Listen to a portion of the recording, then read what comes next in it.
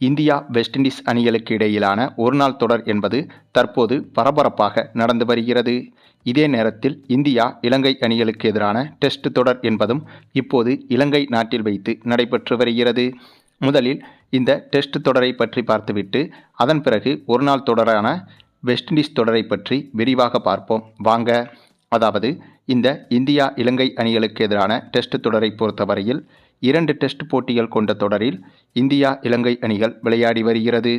இதில் முதல் டெஸ்ட் போட்டி சமீபத்தில் தான் நடந்து முடிந்திருந்தது. அந்த போட்டியில் இந்திய அணி வெற்றி பெற்றதைத் தொடர்ந்து 2வது டெஸ்ட் போட்டியில் இந்திய அணியும் இலங்கை அணியும் தற்போது விளையாடி வருகிறது. இந்த 2வது டெஸ்ட் போட்டி தொடங்கி முதலில் பேட்டிங் செய்த இந்திய அணியை பொறுத்தவரையில் இந்த போட்டியிலும் சூப்பராகவே விளையாடியிருக்கிறது. ஏனென்றால் முதல் இன்னிங்ஸில் பேட்டிங் செய்திருந்த இந்திய அணி இதுவரை 503 ரன்கள் வரை எடுத்துவிட்டது.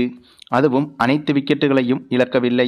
503 ரன்கள் எடுத்துவிட்டு 9 விக்கெட்டுகளை இழந்திருந்த போது இந்திய அணி டிக்ளேர் செய்வதாக அறிவித்திருந்தது.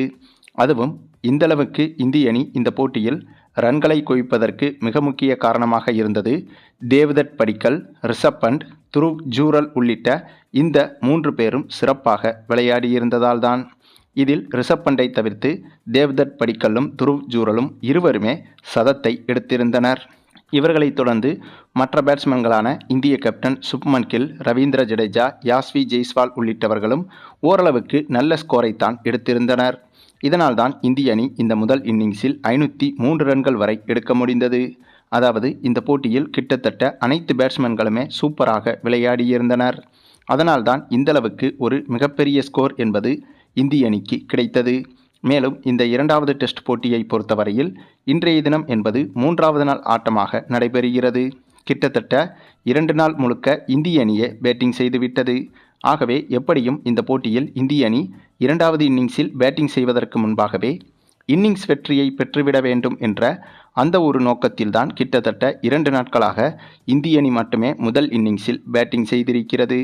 ஏனென்றால் இந்திய அணி நினைத்திருந்தால் முதல் இன்னிங்ஸில் 400-450 ரன்கள் வந்திருந்த போதே டிக்ளேர் செய்வதாக அறிவித்திருக்கலாம்.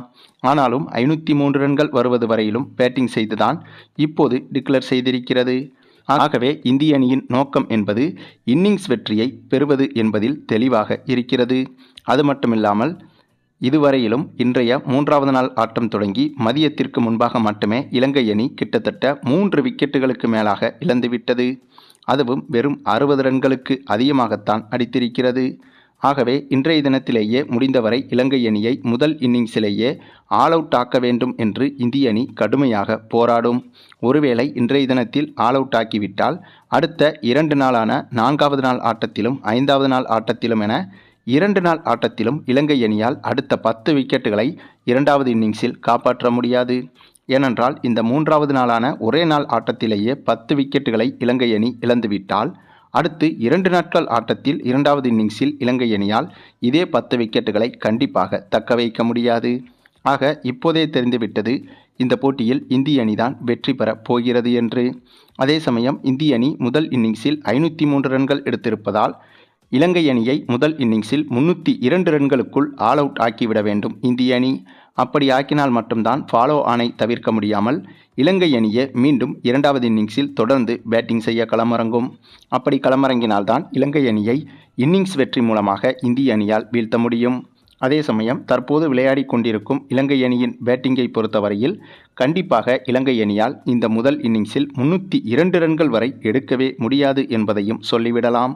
அந்தளவுக்கு இலங்கை அணியின் பேட்டிங் என்பது இப்போது கடுமையாக திணறி வருகிறது. ஆக மொத்தம் எப்படி பார்த்தாலும் இந்த போட்டியில் இந்திய அணி வெற்றி பெறுவது உறுதியாகிவிட்டது.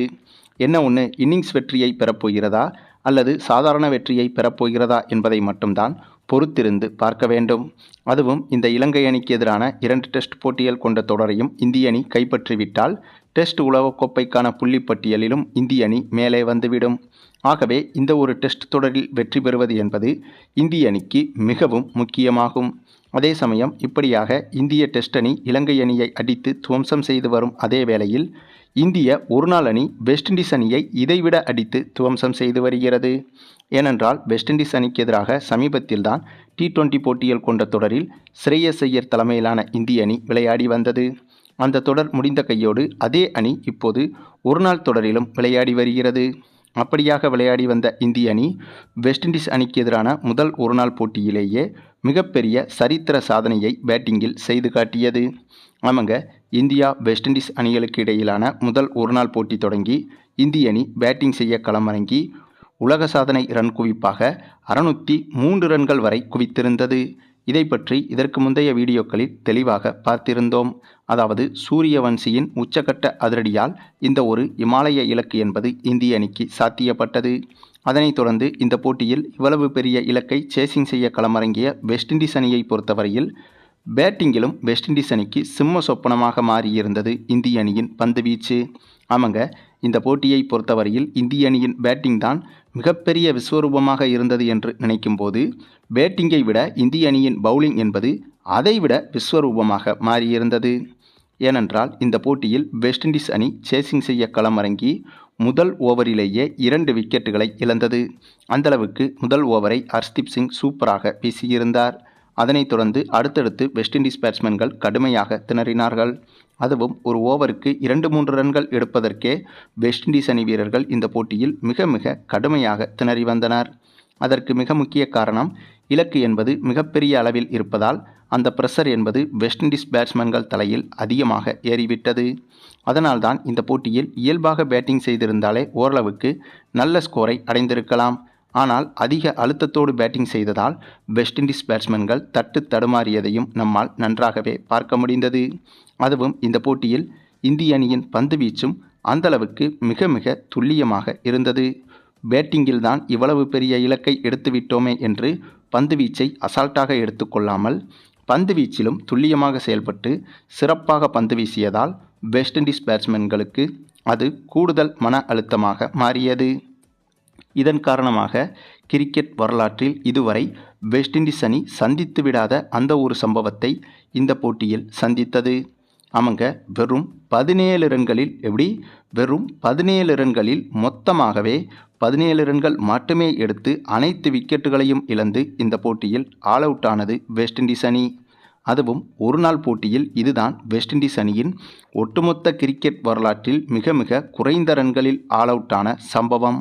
ஒரு காலத்தில் கிரிக்கெட்டின் ஜாம்பவான் அணியாக இருந்தது வெஸ்ட் இண்டீஸ் அணி.